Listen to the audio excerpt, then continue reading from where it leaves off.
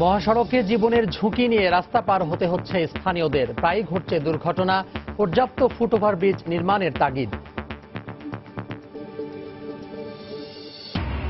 4 দিন পর রাজধানীতে আবারও চলছে সিটিং সার্ভিস। ইচ্ছেমতো ভাড়া আদায়ের অভিযোগ। নগরবাসীর ভোগান্তির চিত্র একই রকম। নির্দেশনার 1 বছর পেরিয়ে গেলেও মাত্র অর্ধেক এটিএম বুথে বসেছে অ্যান্টি স্ক্যামিং ডিভাইস। আবারও বড় ধরনের জালিয়াতির আশঙ্কা। রোজাকে সামনে রেখে ছোলা, চিনি, তেলের আমদানি যথেষ্ট হলেও সিন্ডিকেটের কারসাজির আশঙ্কা সাধারণ ব্যবসায়ীদের। আগেভাগেই মনিটরিংয়ের প্রস্তুতি প্রশাসনের। এবং জলবায়ু পরিবর্তনে ষড়ঋতুর বৈচিত্র্য হারানোকে বিপর্যয় বলছেন কৃষিবিদরা। নদ নদীতে পানির প্রবাহ কমে যাওয়ায় হারিয়ে যাচ্ছে মাছ, কমেছে দেশি ফলের উৎপাদন।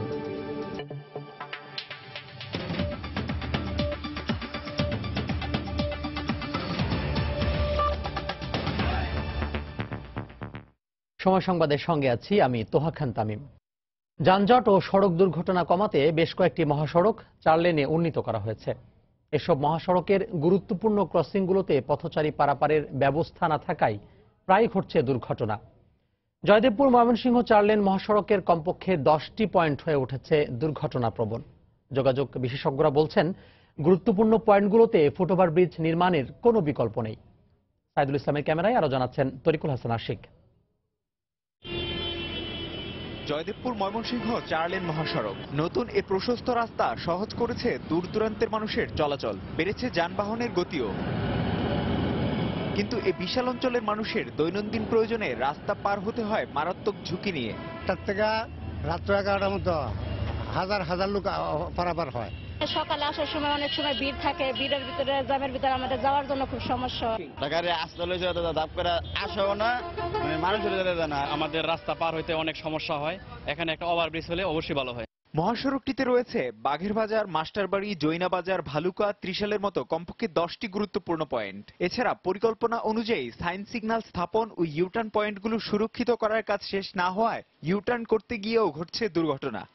প্রায় 87 কিলোমিটার দীর্ঘ জয়দেবপুর ময়মনসিংহ 4 লেনের এই মহাসড়কটিতে পথচারীদের নিরাপদ পারাপারের জন্য ফুট ওভারব্রিজ রয়েছে মাত্র 4টি। অরক্ষিত রয়ে গেছে বেশ কিছু গুরুত্বপূর্ণ পয়েন্ট, যেসব স্থান দিয়ে প্রতিদিন ঝুঁকি নিয়ে রাস্তা পার হন শত শত মানুষ। একটু অসচেতনতায় ঘটে যেতে পারে বড় দুর্ঘটনা। এ ধরনের মহাসড়কে পথচারী বান্ধব পথচারী পারাপার সেতুর কোনো বিকল্প নেই বলে মনে করছেন যোগাযোগ বিশেষজ্ঞরা। হাইওয়ের দুই পাশে বাজার আছে এবং হাইওয়ের দুই পাশে আপনার অনেকগুলো ইন্ডাস্ট্রিও হয়ে গেছে, কিন্তু আপনার ভিতরে ভিতরে রাস্তা দিয়ে মানুষের যাতায়াত বেড়ে গেছে। এইগুলোর জন্য অবশ্যই ফুটওভার ব্রিজ আপনাকে করতে হবে এবং ফুটওভার ব্রিজগুলো কিন্তু হতে হবে পথচারী বান্ধব। এদিকে মহাসড়ক নিরাপদ করতে বেশ কিছু পরিকল্পনার কথা জানিয়েছে সড়ক ও জনপথ বিভাগ। দুই পারে জনগণের রাস্তা পারাপার হওয়ার জন্য এবং লোকাল ভেহিকলগুলোর মুভমেন্ট সহজ করার জন্য খুব জনসমাগম হয় এসব অঞ্চলে আপনার ফুটওভার ব্রিজ, কিছু জায়গায় আমাদের হয়তো রাম্বল স্ট্রিপ যেটা বলা হয়, যাতে গাড়ির চলাচলটা আমরা গতিটা নিয়ন্ত্রণে রাখতে পারি, সেগুলোর প্রস্তাব দেওয়া হয়েছে। এছাড়া 4 লেনে যানবাহনের গতি নিয়ন্ত্রণে হাইওয়ে পুলিশের সাথেও সমন্বয়ের কথা জানিয়েছেন তিনি। তারিকুল হাসান আশিক, সময় সংবাদ, গাজীপুর। গত 4 দিনের নৈরাজ্য আর নগরবাসীর চরম ভোগান্তির পর রাজধানীতে আবারও চলছে সিটিং সার্ভিস।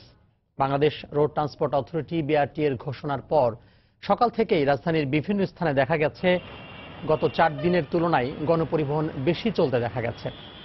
রাজধানীর বিভিন্ন পয়েন্টে কাঙ্ক্ষিত বাস পেয়েছেন অফিসগামী যাত্রীদের অনেকে। তবে এ সার্ভিসে সরকার নির্ধারিত হারে ভাড়া আদায়ের কথা থাকলেও তা মানা হচ্ছে না বলে অভিযোগ পাওয়া গেছে যাত্রীদের কাছ থেকে। এদিকে স্বল্প দূরত্বের যাত্রীদের বাস পেতে আগের মতোই ভোগান্তিতে পড়তে হয়েছে। 3-4 দিন ঠিক ছিল, এখন আবার আজকে থেকে আবার সিটিং শুরু হয়েছে। গেট লক করে দিয়েছে আর আমরা আজকে আর উঠতে পারতেছি না। আমরা শেরাপাড়া যাত্রী যারা মাঝখানে আছে, আমাদের সবসময় ভোগান্তি আছে, কারণ সিটিং সার্ভিস হলে 10 থেকে 12 নম্বর থেকে ভরে আসে, গেট লক করে যায়, আমরা কোনো গাড়িতে উঠতে পারি না।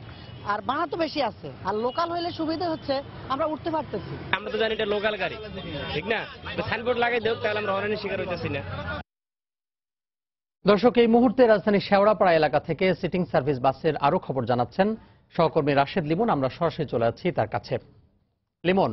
আসলে যে নৈরাজ্যের কথা বলে আমরা দেখেছি যে দফায় দফায় সরকারের পক্ষ থেকে বা মাছ মালিক পক্ষ থেকে বিভিন্ন সিদ্ধান্ত নেওয়া হচ্ছে বা সিদ্ধান্ত আবার পরিবর্তন করা হচ্ছে, সেই নৈরাজ্য কিন্তু রয়ে গেছে। সিটিং সার্ভিস আজকে আবার বলবৎ করা হয়েছে 15 দিনের জন্য, এবং আমরা দেখছি সকাল থেকে কিন্তু এই নিয়ে কিন্তু যে এই বাসে যে যাত্রী আছেন তাদের সঙ্গে কিন্তু বাস কর্তৃপক্ষ যে তাদের সঙ্গে কিন্তু দেখছি প্রত্যেকটি বাসেই কিন্তু ঝামেলা হচ্ছে, এবং সিটিং সার্ভিসের কথা বলে বাড়তি ভাড়া নেওয়া হলেও আপনি দেখতেই পাচ্ছেন যে আমি যে বাসটিতে আছি এখানে কিন্তু বেশ কয়েকজন দাঁড়িয়ে রয়েছেন, তারা কিন্তু আসলে এই দাঁড়িয়ে যাত্রী নিচ্ছেনই। আসলে মোট কথা যে বিষয়টি ছিল যে দাঁড়ানোর যে বিষয়টি ছিল যে সিটিং সার্ভিসে যারা থাকবে তারা দাঁড়াতে পারবে না, মানে তারা দাঁড়িয়ে যাত্রী নিতে পারবে না, সেই বিষয়টি কিন্তু রয়ে গেছে। এবং সিটিং সার্ভিসের যে মূল সমস্যাগুলো আমরা দেখেছি যে সিটিং সার্ভিসের ফলে, যেমন আমি যে বাসটিতে রয়েছে এই বাসটি মূলত 12 নম্বর থেকে ছেড়ে আসে, তো যে কারণে 12 নম্বর 11 নম্বর বা 10 নম্বর পর্যন্ত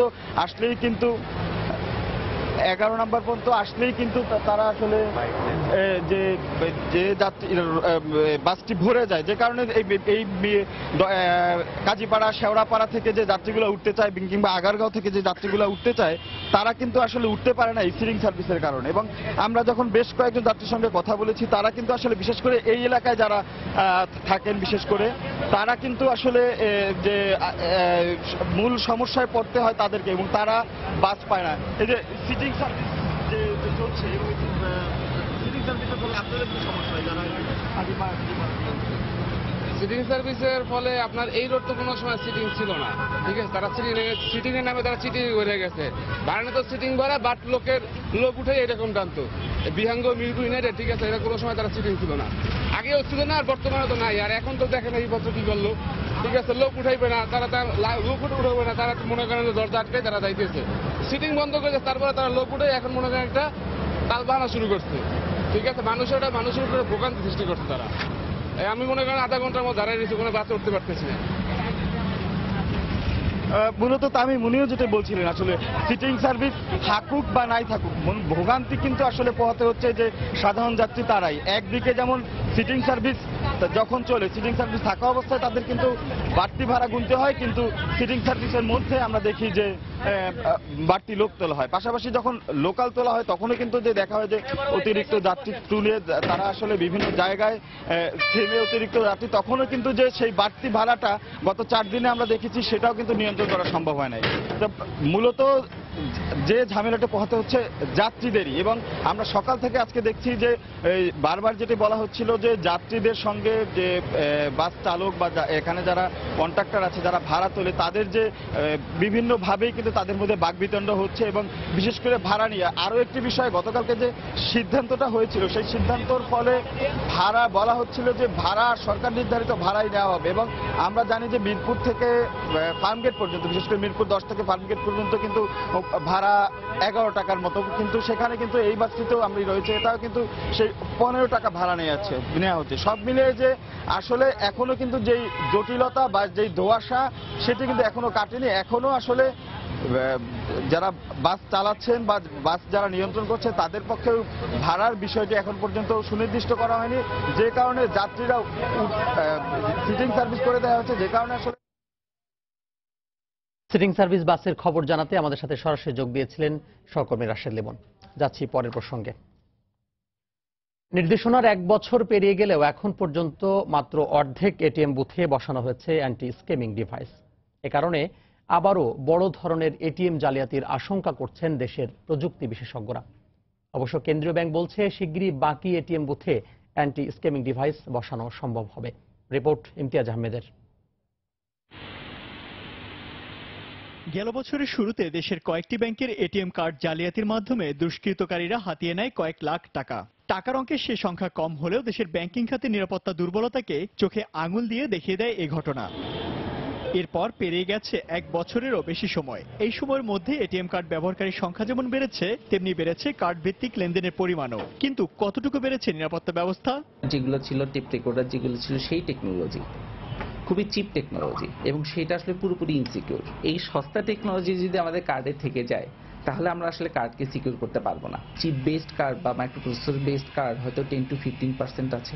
এটিএম কার্ড জালিয়াতির ঘটনায় সে সময় কেন্দ্রীয় ব্যাংক থেকে দেশের সকল এটিএম বুথে জালিয়াতি রোধে এন্টি স্ক্যামিং ডিভাইস বসানোর নির্দেশনা দেয়। 1 মাস সময় বেঁধে দিলেও পেরিয়ে গেছে 1 বছরেরও বেশি সময়। কেন্দ্রীয় ব্যাংক বলছে এরই মধ্যে 80% বুথে স্থাপন করা হয়েছে এন্টি স্ক্যামিং ডিভাইস।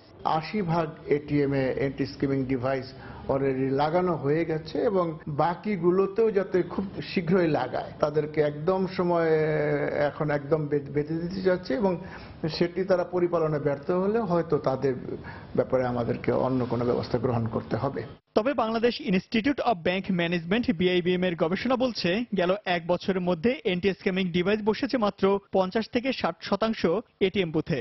1 বছর পেরিয়ে গেলেও আমরা যতদূর জানতে পেরেছি যে প্রায় 50% কার্ড এখন EMV চিপযুক্ত কার্ড তৈরি হয়েছে এবং স্কিমিং ডিভাইস অলমোস্ট এরকমই 50-60%। যদিও বাংলাদেশ ব্যাংক বলছে যে 10% ব্যাংক বাকি আছে, বাট আমরা দেখছি যে প্রায় 60% কাজ আসলে কমপ্লিট হয়েছে। কার্ডের মাধ্যমে অর্থ লেনদেনের ক্ষেত্রে গ্রাহকদের সচেতনতার পাশাপাশি ব্যাংকগুলোকেও নিরাপত্তা ব্যবস্থা জোরদার করা উচিত বলে মনে করেন ব্যাংকিং খাতের সঙ্গে সংশ্লিষ্টরা।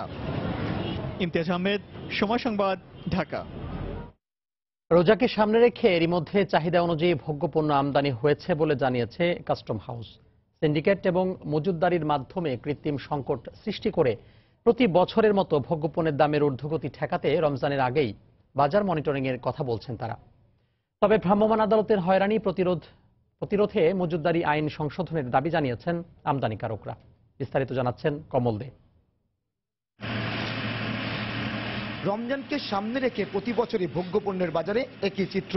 ছোলা, চিনি এবং তেলের মতো নিত্য প্রয়োজনীয় ভোগ্যপণ্য নিয়ে চলে সিন্ডিকেট ব্যবসায়ীদের কারসাজি। পর্যাপ্ত আমদানি সত্ত্বেও কৃত্রিম সংকট সৃষ্টি করে পণ্যের দাম বাড়িয়ে দেয় এসব ব্যবসায়ী। পুরো রমজান মাসে বাংলাদেশে চিনির চাহিদা থাকে প্রায় 4 লাখ মেট্রিক টন। এছাড়া ভোজ্য তেলের চাহিদা থাকে 2.25 লাখ মেট্রিক টন ও ছোলার চাহিদা 1.5 লাখ মেট্রিক টন।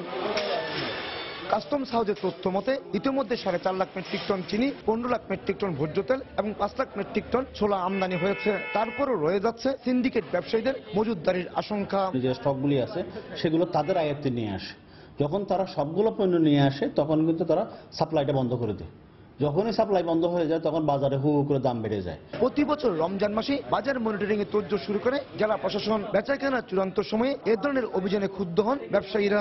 মজুতদারির অভিযোগ অস্বীকার করে এ ধরনের অভিযান না করে আমদানি পর্যায়ে তদারকির দাবি তাদের। যদি ইন্ডিয়া বায়ার হয় তাহলে অনেক সময় পণ্যের দাম বেড়ে যায়, সেই জন্য দেশের মোট চাহিদা অনুযায়ী সেগুলো আমদানি করে আমাদেরকে মজুদ রাখতে হয়। যে মজুদ আইনটা আছে সেটা সংশোধন করলে ব্যবসায়ীরা আমার মনে হয় যে দুর্নামটা হয় সে দুর্নামটা আমার মনে হয় আর থাকবে না। কি মাল আসছে বন্দর হয়ে এবং কি মাল কনজাম্পশন হচ্ছে এটার রেগুলার মনিটরিং করা, এইটা যদি আমার মধ্যে থেকে কন্টিনিউ রাখা যায় মজুদদার বলে কিছু থাকবে না। এবার চাহিদার তুলনায় বেশি ভোগ্যপণ্য আমদানি হয়। মজুতদারি ঠেকাতে আগেভাগে মাঠে নামার সিদ্ধান্ত নিয়েছে প্রশাসন। কেউ ক্রেতা সাধারণকে জিম্মি করতে চান, ডেফিনেটলি প্রশাসন সে কাজের জন্য আছে। কঠোর হস্তে সেগুলো প্রশাসন ডিল করবে বলে আমার ধারণা। যাতে রমজানের সময় দ্রব্যমূল্যের দাম বৃদ্ধি না পায় এই বিষয়ে আমরা এই বিষয়ে আগে ভাগে প্রস্তুতি নেব এবং তাদের সাথে মিটিং করব। বর্তমানে পাইকারি পর্যায়ে প্রতি মন চিনি 2140 টাকা, ছোলা 2600 টাকা এবং সয়াবিন তেল 2920 টাকা দরে বিক্রি হচ্ছে। এই 3টি পণ্যের দামই কমেছে। কমল দে, সময় সংবাদ, চট্টগ্রাম। সময় সংবাদে আরো থাকছে, জীবনের ঝুঁকি নিয়ে নৌকা ও ট্রলারে উত্তাল মেঘনা পাড়ি দিচ্ছেন ভোলার চরাঞ্চলের বাসিন্দারা। প্রায় ঘটছে দুর্ঘটনা, নিরাপদ নৌযানের দাবি।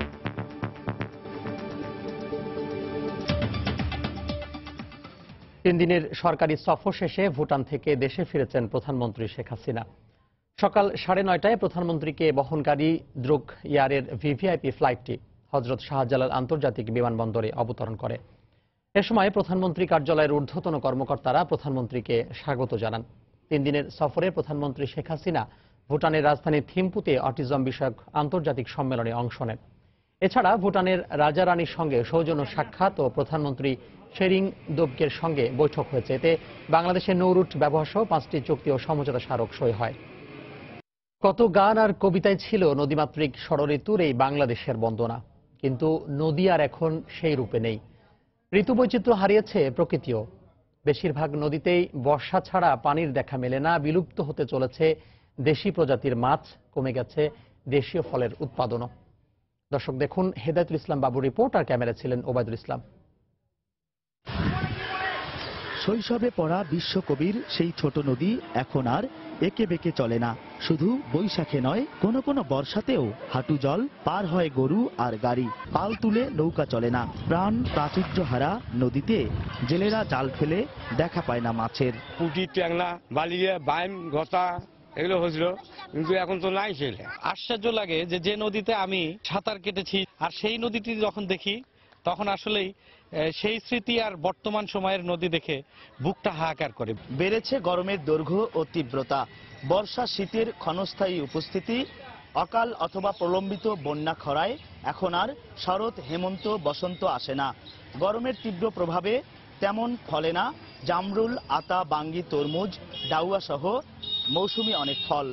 এই বৈশাখ মাসে এই যে রসালো ফলগুলো আমরা একসময় খেয়েছি, হাট বাজারে দেখেছি, দোকানপাটে দেখেছি, এখনকার প্রজন্ম সেই ফলমূলগুলো কিন্তু দেখতে পাচ্ছে না।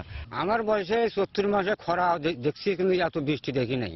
বৈশ্বিক উষ্ণতা বৃদ্ধির কারণে জলবায়ুর পরিবর্তন আর তার প্রভাবে ঋতুচক্র বিঘ্নিত হওয়ায় এটাকে বিপর্যয় বলে মনে করেন কৃষি কর্মকর্তারা।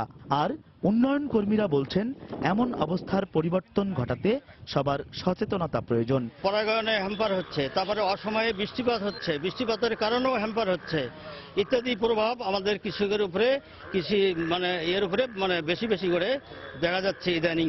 এই যে ক্লাইমেট চেঞ্জের যে ইম্প্যাক্টটা, এই ইম্প্যাক্ট থেকে বাঁচতে হলে যে লেভেলে আছি সেই লেভেলেই নিতে হবে। আমরা যারা এনজিওতে কাজ করছি, আমরা যারা সমাজসেবী আছি বা কৃষি বিজ্ঞানী আছি, সবাইকে এই জায়গায় আগায় আসতে হবে। পানি উন্নয়ন বোর্ডের দেয়া তথ্য মতে গাইবান্ধায় মোট 10টি নদ নদী রয়েছে। তার মধ্যে যমুনা ও ব্রহ্মপুত্র ছাড়া বাকি নদীগুলোতে কেবল বর্ষা মৌসুমেই শুধু পানি থাকে। হেদায়েতুল ইসলাম বাবু, সময় সংবাদ, গাইবান্ধা। সময় সংবাদে আরও থাকছে, ফ্রান্সের আসন্ন প্রেসিডেন্ট নির্বাচনকে ঘিরে প্রার্থীদের ভালো মন্দের হিসেব নিকেশ করছেন ভোটাররা। অভিবাসী বান্ধব প্রার্থীকেই এগিয়ে রাখছেন প্রবাসী বাঙালিরা। ভোলার মেঘনা তেঁতুলিয়া নদীর মধ্যবর্তী চরের বাসিন্দাদের একমাত্র ভরসা খেয়া নৌকা ও ট্রলার। যুগ যুগ ধরে জীবনের ঝুঁকি নিয়ে মেঘনার বিপজ্জনক অংশ পারাপার হলেও এদের নিরাপত্তায় নেওয়া হয়নি কোনো ব্যবস্থা। প্রতি বছরই ঘটছে ছোট বড় কোনো না কোনো দুর্ঘটনা। ঝুঁকিপূর্ণ নৌযান নিয়ন্ত্রণে প্রশাসনের নেই কোনো তদারকিও। নাসিরউদ্দিন লিটনের তথ্য ও উৎপল দেবনাথের ছবি নিয়ে ডেস্ক রিপোর্ট। দেশের একমাত্র দ্বীপ জেলা ভোলার মূল ভূখণ্ড থেকে বিচ্ছিন্ন 3টি ইউনিয়ন সহ অর্ধশতাধিক দ্বীপচর। এর মধ্যে 25টি চরে বসবাস করে লক্ষাধিক মানুষ। নদ নদীর মাছের পাশাপাশি এসব চরে দুধ ও কৃষিপণ্য উৎপাদন হয়। এসব পণ্য বেচাকেনা, শিক্ষা ও চিকিৎসার জন্য চরবাসীকে প্রতিদিন নৌকা বা ট্রলারে করে জেলা ও উপজেলা সদরে যাতায়াত করতে হয়। ঝুঁকি নিয়ে উত্তাল মেঘনা তেঁতুলিয়া নদী পাড়ি দিতে প্রতি বছরই প্রাণহানির ঘটনা ঘটে। সময়ের সাথে পাল্লা দিয়ে অভ্যন্তরীণ এসব নৌপথে যাত্রী সংখ্যা বাড়লেও বাড়েনি পরিবহন সুযোগ। নেই প্রশাসনের পর্যাপ্ত নজরদারি। যখন কালবৈশাখী ছাড়ি যায় তখন নদী উতাল পাতাল হয়ে যায়। তো উতাল পাতাল হয়ে গেলে এইসব ছোট ছোট নৌকাগুলা দেখা গেছে রিক্সা ছাড়তে হয়, ছোট ছোট ট্রলার দিয়ে আমাদের যাতায়াত করতে হয়, তাতে আমাদের জীবনে ঝুঁকি নিয়ে যাইতে হয়। আধুনিক কোনো যানবাহনের ব্যবস্থা যদি করা যায় তাহলে মনপুরার চরাঞ্চলের লোকগুলো একটু নিরাপদে যাতায়াত করতে পারবে। ঝুঁকিপূর্ণ এসব রুটে সরকারি নৌযান চলাচলের মাধ্যমে জানমালের ক্ষতি কমিয়ে আনার দাবি এ মানবাধিকার কর্মীর। তাদের সরকারি নৌযানের ব্যবস্থা করে তাহলে আমার মনে হয় এই সকল চরাঞ্চলের অসহায় মানুষের যাতায়াতের ব্যবস্থাটা নিরাপদ হয়। উপযুক্ত নৌযানের অভাবে চরবাসী ঝুঁকি নিয়ে নৌকা ট্রলারে পাড়ি দিচ্ছে স্বীকার করে কোস্টগার্ডের এ কর্মকর্তা জানান, দুর্ঘটনা এড়াতে তদারকি ও টহল বাড়ানো হয়েছে। আইন অমান্য করে যারা এভাবে অবৈধভাবে লোকজন পারাপার করে তাদের বিরুদ্ধে আমরা যথাযথ ব্যবস্থা নিচ্ছি। ডিআইডব্লিউটি এর কর্মকর্তা জানালেন, নিরাপদ চলাচল নিশ্চিত করতে সরকারি নৌযান চলাচল জরুরি। নৌযান ব্যবসায়ী লাভজনক না হয় তারা উৎসাহী হয় না। তবে যদি সরকারি পৃষ্ঠপোষকতায় নিরাপদ নৌযানের ব্যবস্থা করা যায় তাহলে বিষয়টা অনেকখানি যাত্রী নিরাপত্তা হতো। জেলার 65টি ঘাট থেকে প্রতিদিন শতাধিক নৌকা ও ট্রলারে 5000-এর বেশি যাত্রী চলাচল করে। সময় সংবাদ, ভোলা। নানা সমস্যায় জর্জরিত বগুড়ার মুক ও বধির স্কুল। ৭৮ বছরের পুরনো বিদ্যালয়টিতে সরকারিভাবে এখনো মেলেনি শিক্ষক কর্মচারীদের বেতন ভাতা। সহায়ক শিক্ষা উপকরণ সহ আবাসিক শিক্ষার্থীদের 3 বেলা খাবার জোটে মানুষের দানে। সমস্যার কথাগুলো ঊর্ধ্বতন কর্মকর্তাদের জানানো হলেও এখনো সীমাবদ্ধ রয়েছে শুধু আশ্বাসেই। বিস্তারিত মাজিদুর রহমানের রিপোর্টে, আর ক্যামেরা ছিলেন রবিউল ইসলাম। 1939 সালে বগুড়া শহরের শেরপুর রোডের কলোনি এলাকায় 4 একর জমির উপর ব্যক্তিগত উদ্যোগে প্রতিষ্ঠিত হয় এই প্রতিবন্ধী বিদ্যালয়টি। সমাজ কল্যাণ মন্ত্রণালয় থেকে অনুমোদিত এবং কারিগরি শিক্ষা বোর্ড ও জাতীয় বধির সংস্থা কর্তৃক স্বীকৃত এই প্রতিষ্ঠানে দ্বিতল একাডেমিক ভবন, খেলার মাঠ, শিক্ষক শিক্ষার্থীদের আবাসিক হোস্টেল সহ সবকিছুই রয়েছে। তবে এখন পর্যন্ত মিলেনি পিএসসি ও জেএসসি পরীক্ষা দেওয়ার অনুমতি। অভিভাবকদের দাবি 8ম শ্রেণী নয় এসএসসি পর্যন্ত পাঠদান করা হোক এই বিদ্যালয়ে। স্কুলটা যেমন পিএসসি নাই, জিএসসি নাই, এসএসসি নাই। আমাদের বাচ্চা abnormal, আমরা দূরেও যেতে পারবো না, সবার সমর্থন নাই ঢাকা পর্যন্ত যার। আমরা চাই এখান থেকে জিএসসি, পিএসসি সব জানি করতে পারি। অতি পুরনো দেশের অন্যতম এই প্রতিবন্ধী বিদ্যালয়টি এমপিও ভুক্তি কিংবা সরকারিকরণ না হয় চাকরি শেষে খালি হাতে যেতে হচ্ছে শিক্ষক কর্মচারীদের। আমরা অতি কষ্টে মানবতার জীবনযাপন করে চাকরি করে আসছি, মাসের বেতন সম্পূর্ণভাবে আমরা সঠিকভাবে পাই না। এখন যাওয়ার পথে আমরা যাতে কিছু নিয়ে যেতে পারি বা সরকারি যেতে হয়, এটাই আমার অনুরোধ। সমস্যার কথাগুলো জেলা প্রশাসন সহ সংশ্লিষ্ট ঊর্ধ্বতন কর্মকর্তাদের জানানো হয়েছে। আর সমাজসেবা কর্মকর্তা জানালেন সরকারিকরণের লক্ষ্যে কাজ চলছে। জেলা প্রাথমিক যে শিক্ষা অফিসার আছে তার কাছে আমরা একটা দরখাস্ত প্রেরণ করেছি যাতে আগামী দিনে আমাদের বাচ্চারা জেএসসি এবং পিএসসিতে অংশগ্রহণ করতে পারে। জেলা প্রশাসক মহোদয় একটি কমিটি ফর্ম করে এখানে সরকারি করার জন্য একটি পদক্ষেপ আমরা গ্রহণ করি। 3 মাসের একটা ইনজেকশন দেওয়া আছে, তো এটা উঠে গেলে আমরা এটা সরকারিকরণ করতে পারবো বলে আমার বিশ্বাস। বর্তমানে এই বিদ্যালয়ে 70 জন আবাসিক শিক্ষার্থী সহ মোট শিক্ষার্থী রয়েছে 193 জন, আর শিক্ষক কর্মচারী রয়েছেন 21 জন। মাজিদুর রহমান, সময় সংবাদ, বগুড়া। ধান গাছ পচে বিষাক্ত অ্যামোনিয়া গ্যাস ছড়িয়ে পড়ায় সুনামগঞ্জের 20টি হাওরের মাছের মড়ক দেখা দিয়েছে। সম্প্রতি পাহাড়ি ঢল ও টানা বৃষ্টিতে সুনামগঞ্জের হাওর অঞ্চলে বিপুল পরিমাণ ফসলি জমি পানির নিচে তলিয়ে যায়। মৎস্য বিভাগ বলছে ধান গাছ পচে তৈরি বিষাক্ত অ্যামোনিয়া গ্যাস ঢেউয়ে ও বাতাসে হাওরের সর্বত্র ছড়িয়ে পড়ায় মাছ মারা যাচ্ছে। ভেসে ওঠা মাছ না খাওয়ার পরামর্শ দিয়েছে মৎস্য বিভাগ। সুনামগঞ্জ থেকে হিমাদ্রি শেখর ফদরে পাঠানো তথ্য ছবি নিয়ে দেখুন ডেস্ক রিপোর্ট। মাছের কোনো উৎসব নয়, বৈরী আবহাওয়ায় মাছের মড়ক লাগায় সদর জগন্নাথপুর ও ধর্মপাশা উপজেলার হাওরগুলোতে এভাবেই চলছে মরা আধমরা মাছ সংগ্রহ। ফসল নষ্ট হওয়ার পর খেতে চাষ করা মাছ মরে আরো নিঃস্ব হয়ে পড়েছে কৃষক। বিঘাটানের গন্ধে সম্পূর্ণ মাছ মইরা সব বাইয়া গেছে, মনে আমরা বাঁচি কিভাবে? সুরমা নদীতে পড়ছে, ওই মাছগুলা বাইসা গেছে, আওরের মাছও বহুত মইরা গেছে। ধান পচা এই গন্ধ সবগুলো মাছও মইরা সাফ হয়ে আসলো।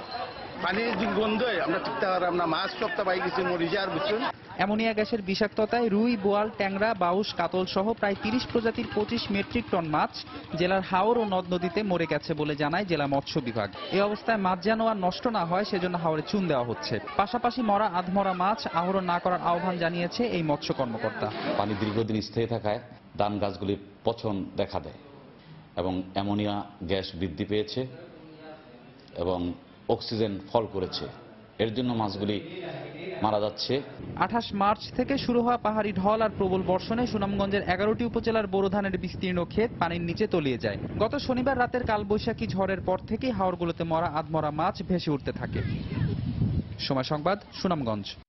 সৌদি আরবের রিয়াদের বাথা মার্কেটে যৌথ অভিযান চালিয়ে 50 জনেরও বেশি প্রবাসী বাংলাদেশিকে আটক করেছে দেশটির আইনশৃঙ্খলা রক্ষা বাহিনী। বুধবার বিকেলে এ অভিযান চালানো হয়। অভিযানে আটক প্রবাসীদের মধ্যে কয়েকজনের বৈধ কাগজপত্র রয়েছে বলে জানা গেছে। বাংলাদেশি ব্যবসায়ী আশরাফুল আলম জানান, তার রেস্টুরেন্টে কর্মরত 4 জনের আকামা ও অন্যান্য বৈধ কাগজপত্র থাকার পরও আটক করে নিয়ে গেছে পুলিশ। সৌদি সরকারের ঘোষণা অনুযায়ী গত 29 মার্চ থেকে 90 দিনের জন্য সাধারণ ক্ষমা ঘোষণার অবৈধ অভিবাসীদের দেশে ফেরত পাঠানোর প্রক্রিয়া চলছে। এটি নিয়মিত অভিযানের অংশ বলে জানিয়েছে কর্তৃপক্ষ। ফ্রান্সে প্রেসিডেন্ট নির্বাচন আগামী 23 এপ্রিল। প্রেসিডেন্ট প্রার্থীদের ভালো মন্দের হিসেব নিকেশ করছেন ভোটাররা, আর প্রার্থীরাও নির্বাচনী প্রচারণায় বিভিন্ন শহরে ভোটারদের কাছে দিচ্ছেন বিভিন্ন প্রতিশ্রুতি। অভিবাসীদের পক্ষে কাজ করবেন এমন প্রার্থীদের ভোট দিতে প্রবাসী বাঙালিদের আহ্বান জানাচ্ছেন বাংলাদেশি কমিউনিটির নেতারা। ফ্রান্স থেকে লুৎফর রহমান বাবুর রিপোর্ট। ফ্রান্সের প্রেসিডেন্ট নির্বাচনের আর মাত্র কদিন বাকি। নির্বাচন আর তার প্রার্থীদের ঘিরে এখন দেশ জুড়ে চলছে আলোচনা আর নানা হিসেব নিকেশ। প্রার্থীরা গড়বসে নেই। নির্বাচনী প্রচারণায় অংশ নিয়ে তারা চষে বেড়াচ্ছেন ফ্রান্সের বিভিন্ন গুরুত্বপূর্ণ শহর এবং বক্তব্য দিচ্ছেন সমর্থক ও ভোটারদের উদ্দেশ্যে, দিচ্ছেন নানা প্রতিশ্রুতিও। এবারের প্রেসিডেন্ট নির্বাচনে মোট 11 জন প্রার্থী অংশ নিচ্ছেন। তবে নানা জরিপে এখন পর্যন্ত একই আছেন ও মার্ক্স দলের ম্যাক্রন এবং ন্যাশনাল ফ্রন্টের কট্টরপন্থী হিসেবে পরিচিত মেরিন লে পেন। যুক্তরাজ্যের মতো এখানকার মূলধারায় বাংলাদেশের এখনো যুক্ত না হওয়ায় নির্বাচন ফ্রান্স প্রবাসী বাংলাদেশের মধ্যে সেইভাবে ব্যাপক সাড়া ফেলতে পারেনি। তবে গত কয়েক বছরে অনেকেই এখানকার জাতীয়তা গ্রহণ করায় নির্বাচন নিয়ে তাদের মধ্যে আগ্রহের সৃষ্টি হয়েছে। বাঙালি আড্ডাগুলিতেও যোগ হয়েছে ফ্রান্সের নির্বাচন। বাংলাদেশি কমিউনিটি নেতারা অভিবাসীদের পক্ষে কাজ করবেন এমন প্রার্থীদের ভোট দেওয়ার জন্য বাঙালি ভোটারদের আহ্বান জানিয়েছেন। প্রবাসীদের ক্ষেত্রে যারা অবদান রাখবে, যারা পক্ষে কাজ করবেন, এক্ষেত্রে একটা জিনিস নিশ্চিত যে মারিন লে পেন যিনি কট্টর ডানপন্থী, সে প্রবাসীদের সম্পূর্ণ বিদেশিদের ব্যাপারে ওনার সিদ্ধান্ত অত্যন্ত কঠিন। তারপর যারা 3 জন যারা আছেন মডারেট, তারা কি করবেন বলা মুশকিল। তবে এই 27% লোক যারা এখনো তাদের ভোট ব্যক্ত করেননি, তারাই কিন্তু এই ভোটগুলোর বা এই প্রেসিডেন্ট নির্বাচনের সিদ্ধান্ত নেবেন। পাশাপাশি কট্টরপন্থী এবং অভিবাসনী বিরোধীদের ভোট না দেওয়ার পক্ষেও মত দিয়েছেন বাংলাদেশি ভোটাররা। আমরা মনে করি এমন প্রার্থীদেরকে নির্বাচিত করা আমাদের উচিত যারা অভিবাসী বান্ধব, আর যারা কট্টরপন্থী অভিবাসীদেরকে সেভাবে সুনজরে দেখেন না, তাদেরকে আমাদের ভোট না দেওয়া উচিত বলে আমরা মনে করি। নতুন সরকারের কাছে আমার একটাই প্রত্যাশা থাকবে, যেই আসুক প্রত্যাশা থাকবে যাতে আমাদের এই আইন শৃঙ্খলা পরিস্থিতি, ফ্রান্সের আইন শৃঙ্খলা পরিস্থিতি যাতে একটু উন্নতি ঘটায়। আইন শৃঙ্খলা পরিস্থিতি আগের তুলনায় ভালো নেই জানিয়ে নতুন সরকারের কাছে তা থেকে উত্তরণের প্রত্যাশা জানিয়েছেন ফ্রান্স প্রবাসী বাংলাদেশি নারী। হাড্ডাহাড্ডি লড়াই শেষে প্রথম দফা নির্বাচনের পর দ্বিতীয় দফায় জয়ী হয়ে কে আসছেন এই এলজি প্রাসাদে, সেদিকেই তাকিয়ে আছেন ফ্রান্সের ভোটাররা। তবে যেই আসুন না কেন, আইন শৃঙ্খলা পরিস্থিতির উন্নতি এবং অভিবাসী আইনে নতুন করে আর কোনো কঠোরতা আরোপ করবেন না, এমনটাই তার কাছে প্রত্যাশা করছেন ফ্রান্সের বাংলাদেশি ভোটাররা। ফ্রান্সের এলজি প্রাসাদের সামনে থেকে মোহাম্মদ লুৎফর রহমান বাবু, সময় সংবাদ। ট্রাম্পের অভিবাসন নীতির বিরুদ্ধে কঠোর অবস্থানে নিউ ইয়র্কের নগর প্রশাসন। New York City immigration commissioner Nisha Agarwal সাফ জানিয়ে দিয়েছেন, অভিবাসীদের কোনো তথ্যই ইমিগ্রেশন কর্তৃপক্ষকে দেবে না তারা। বুধবার ইমিগ্রেন্ট হেরিটেজ উইকে NYID বিতরণের ভ্রাম্যমাণ কর্মসূচিতে অংশ নেন New York City immigration commissioner. নগর সরকারের দেয়া পরিচয়পত্র গ্রহণ করে ট্রাম্প প্রশাসনের অভিবাসন নীতির বিরুদ্ধে সবাইকে ঐক্যবদ্ধ হওয়ার আহ্বান জানান তিনি। এই পরিচয়পত্র পেতে আবেদন করছেন প্রবাসী বাঙালিরা। নিউ ইয়র্ক থেকে TM মামুনের ছবি নিয়ে শিহাবুদ্দিন কিসলুর রিপোর্ট। ইমিগ্রেন্ট হেরিটেজ সপ্তাহ উপলক্ষে বুধবার কুইন্সের প্রাণকেন্দ্র জ্যাকসন হাইটসের ডাইভার্সিটি প্লাজায় জড়ো হন অনেকে। লাইনে দাঁড়িয়ে মূল্য ছাড়ে, কোনো কোনো ক্ষেত্রে বিনামূল্যে সুযোগ সুবিধা পেতে নিউ ইয়র্কের নগর প্রশাসনের পরিচয়পত্র নেন তারা। এই পরিচয়পত্র পাঠাগার, জাদুঘর, সংস্কৃতি চর্চা কেন্দ্রের বিভিন্ন সুযোগ সুবিধা পেতে সাহায্য করবে। NYID বা নিউ ইয়র্ক পরিচয়পত্র ভ্রাম্যমাণ কর্মসূচির সূচনা করেন নিউ ইয়র্ক সিটির ডেপুটি মেয়র রিচার্ড বেরি এবং ইমিগ্রেশন কমিশনার নিশা আগরওয়াল। বৈধ অবৈধ নির্বিশেষে এ সুযোগ গ্রহণে নগরবাসীর প্রতি আহ্বান জানান প্রশাসনের 2 শীর্ষ কর্মকর্তা। সবার মনে রাখা উচিত, অভিবাসীরা যুক্তরাষ্ট্রের শক্তি, কিন্তু সাম্প্রতিক সময় বিভিন্ন কারণে তাদের হেনস্থার শিকার হতে হচ্ছে। এমন অবস্থা থেকে উত্তরণে অভিবাসীদের সবসময় ঐক্যবদ্ধ থাকতে হবে। আমার বাবা মা ও দাদা দাদিও পানামা থেকে এদেশে অভিবাসী হিসেবে এসেছিলেন। ইমিগ্রেশন কমিশনার নিশা আগরওয়াল বাংলাদেশি সহ দক্ষিণ এশীয়দের পরিচয়পত্র গ্রহণের উপর গুরুত্ব আরোপ করেন। অভিবাসীদের ঐক্যবদ্ধ রাখতে এই কর্মসূচি আরো আগেই শুরু করা উচিত ছিল। দেরিতে হলেও এই কর্মসূচি শুরু হওয়ায় অভিবাসীদের জন্য অনেক গুরুত্বপূর্ণ ভূমিকা রাখবে। আমরা সবাইকে বিষয়টি বুঝিয়ে তাদেরকে এই সুযোগের আওতায় আনতে NYID বিতরণের ভ্রাম্যমাণ কর্মসূচি চালিয়ে যাব। অভিবাসীরা যুক্তরাষ্ট্রের ঐতিহ্যের সঙ্গে জড়িয়ে আছে, তারা কখনো অধিকার বঞ্চিত হতে পারে না। পরিচয়পত্র না থাকায় ভোগান্তির কথা জানান এই নারী। স্টোরে গেছিলাম, ওইখানে যাওয়ার পরে আমার সাথে খুব খারাপ বিহেভ করছে। বিকজ আমি মুসলিম, যার জন্য আমার খুব খারাপ ব্যবহার করছে। বালিশ কিনছিলাম, তো ওনাকে বলছিলাম যে আমি একটা কি পাইতে পারি, মানে শপিং ব্যাগ। তখন বলছে যে তুমি এখান থেকে বের হয়ে যাও। নগর সরকারের পরিচয়পত্র সুবিধায় খুশি প্রবাসী বাঙালিরা। আমি আসছি সিটি কার্ডের নেওয়ার জন্য ফর্ম। এটা নিলে কোনো অসুবিধা আসবে না আর কি, চলাফেরা করতে কোনো প্রবলেম আসলে এটা ঠিক মতো দেখাইতে পারবো আর কি। আমাদের কাগজপত্র টাকা সত্ত্বেও এটা নিতেছি, কারণ এটা নিলে আমাদের অনেক উপকার হবে, এখানে চলাফেরার জন্য অনেক সুবিধা হবে। আইডি থাকাটা সবার জন্যই ভালো, আমাদের জন্য ভালো। আমরা প্রিফার করি আইডি থাকলে অনেক দিক থেকে আমরা সেফ। 2015-তে শুরু হওয়া এনওয়াইসি কর্মসূচির মাধ্যমে এ পর্যন্ত 10,30,000 নগরবাসী পরিচয়পত্র নিয়েছেন। এর মধ্যে বিভিন্ন সাংস্কৃতিক কেন্দ্রের সদস্য হয়েছেন 5 লাখ। 2004 সাল থেকে প্রতি বছর 17 থেকে 23 এপ্রিল ইমিগ্রেন্ট হেরিটেজ উইক পালন করে নগর প্রশাসন। শিহাবুদ্দিন কিসলু, সময় সংবাদ, নিউ ইয়র্ক, যুক্তরাষ্ট্র। আইসিসি চ্যাম্পিয়ন্স ট্রফির জন্য দুপুরে বাংলাদেশের চূড়ান্ত 15 সদস্যের দল ঘোষণা করবে বাংলাদেশ ক্রিকেট বোর্ড বিসিবি। তবে জাতীয় দলের ম্যানেজার খালেদ মাহমুদ সুজন আভাস দিয়েছেন এই দলে থাকছে না কোনো চমক। আসন্ন চ্যাম্পিয়ন্স ট্রফির আগে ওভালের ব্যাটিং সহায়ক উইকেটে ভারত ও পাকিস্তানের বিপক্ষে দুটি অনুশীলন ম্যাচ দারুণ কাজে লাগবে বলে মনে করছেন সুজন। বিশ্বকাপের পর সবচেয়ে মর্যাদাপূর্ণ আসর হলো আইসিসি চ্যাম্পিয়ন্স ট্রফি।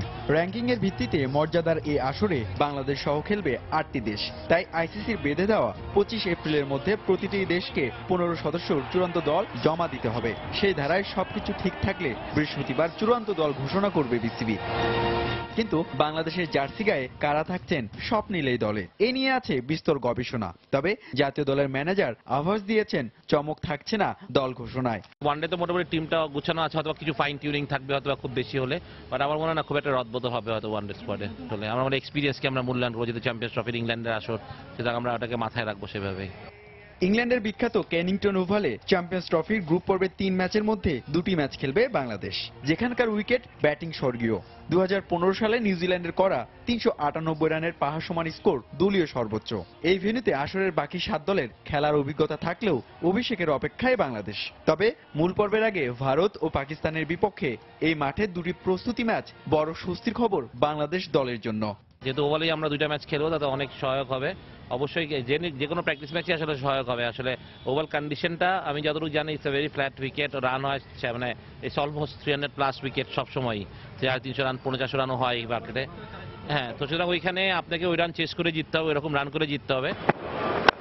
ইংল্যান্ডের উইকেট বরাবরই সিমিং হয়ে থাকে, তবে চ্যাম্পিয়ন্স ট্রফি আইসিসির ইভেন্ট হয় উইকেট হচ্ছে স্পোর্টিং। কিন্তু টাইগারদের জন্য চ্যালেঞ্জে সেখানকার কন্ডিশন, সেই ঘাটতি পুষিয়ে নেওয়ার জন্য অবশ্য ইংল্যান্ডে 10 দিনের ক্যাম্প করবে বাংলাদেশ। হুমায়ুন কবির রোজ, সময় সংবাদ, ঢাকা। ইউরোপিয়ান লিগের খবর। কোয়ার্টার ফাইনালের দ্বিতীয় লেগে ওল্ড ট্রাফোর্ডে বেলজিয়ামের ক্লাব আন্ডারলেক্টকে আতিথ্য দেবে ইংলিশ জায়ান্ট ম্যানচেস্টার ইউনাইটেড। প্রথম লেগ 1-1 গোলে ড্র হওয়ায় এবার যে কোনো ব্যবধানে ড্র করলেই সেমিফাইনাল নিশ্চিত হবে মরিনহো শিষ্যদের।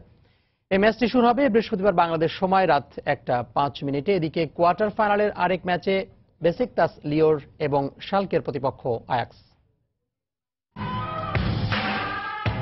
চ্যাম্পিয়ন্স লিগের 5 বারের ফাইনালিস্ট ম্যানচেস্টার ইউনাইটেড। ক্লাবটির ঝুলিতে রয়েছে 3টি শিরোপা, অথচ 2013-14 মৌসুমের পর ইউরোপের সর্বোচ্চ এই আসরে নেই রেড ডেভিলরা। তাই তো 31 ম্যাচে 7 পয়েন্ট নিয়ে ইংলিশ লিগের 5ম স্থানে থাকা মরিনহো শিষ্যদের চ্যাম্পিয়ন্স লিগ খেলতে হলে আপাতত একমাত্র ভাবনার নাম ইউরোপা লিগের চ্যাম্পিয়ন হওয়া। আর সে লক্ষ্যে কোয়ার্টার ফাইনালের দ্বিতীয় লেগে বেলজিয়ামের প্রতিপক্ষ আন্ডারলেক্টকে আতিথ্য দেবে 1990-91 মৌসুমের ইউরোপা লিগ জয়ীরা, যাদের বিপক্ষে প্রথম লেগে 1-1 গোলে ড্র করেছিল ম্যান ইউনাইটেড।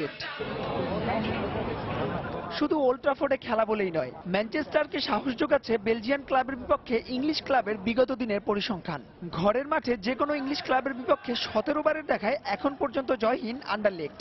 এছাড়া 1956 সালে আন্ডারলেক্টকে 10-0 গোলে বিধ্বস্ত করেছিল রেড ডেভিলরা, যেটি আবার ক্লাবটির ইতিহাসে ইউরোপিয়ান প্রতিযোগিতায় সবচেয়ে বড় জয়। দু দলের সাম্প্রতিক পারফরমেন্স অবশ্য আভাস দিচ্ছে হাড্ডাহাড্ডি এক লড়াইয়ের। ইপিএল এর টেবিল টপার চেলসিকে হারিয়ে টানা ড্রয়ের বৃত্ত ভেঙে আবারও জয়ের ধারায় মরিনহো শিষ্যরা। দলে নেই কোনো ইনজুরি সমস্যা, তাই তো হোসের পছন্দের ফরমেশন 3-5-2-তেই খেলবে ম্যান ইউনাইটেড। অন্যদিকে বিগত 15 ম্যাচে মাত্র একটিতে হেরেছে বেলজিয়ানের লিগ চ্যাম্পিয়নরা। তাই তো অপেক্ষাটা এক হাড্ডাহাড্ডি লড়াইয়ের। এদিকে কোয়ার্টার ফাইনালের আরেক ম্যাচে উত্তেজনার পারদ ছড়াচ্ছে অলিম্পিক লিও আর বেসিকতাসের ম্যাচকে ঘিরে। প্রথম লেগে ঘরের মাঠে লিও 2-1 বলে জয় পেলেও ম্যাচ ছাপিয়ে বড় হয়ে উঠেছিল দু দলের সমর্থকদের উচ্ছৃঙ্খল আচরণ। এ নিয়ে বাড়তি সতর্ক থাকতে হচ্ছে টার্কিশ পুলিশকে। মাহবুব রিমন, সময় সংবাদ। চ্যাম্পিয়ন্স লিগের খবর, এবার আর ইতিহাস গড়া হলো না বার্সেলোনার।